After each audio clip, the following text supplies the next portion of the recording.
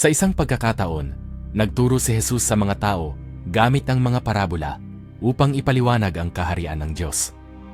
Isa sa mga ito ay ang parabola ng nawawalang tupa.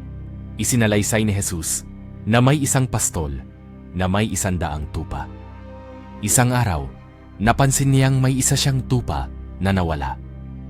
Sa halip na manatili sa 99 na natitirang tupa, iniwan niya ang mga ito at naglakad sa kabundukan upang hanapin ang nawawala. Hindi siya tumigil hanggat hindi niya natatagpuan ang tupa, kahit na mahirap at mapanganib ang kanyang paglalakbay.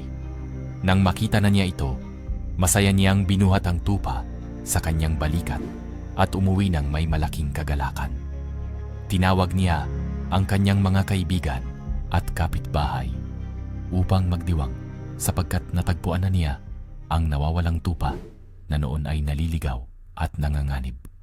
Ipinaliwanag ni Jesus na ganito rin ang kagalakan sa langit kapag may isang makasalanan na nagsisisi at nagbabalik loob sa Diyos.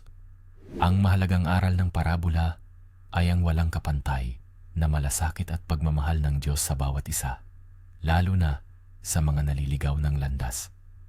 Pinapakita nito na kahit isa lang ang mawala, hindi siya titigil hanggat hindi ito na ibabalik at muling napasama sa kalinga ng kanyang pag-ibig.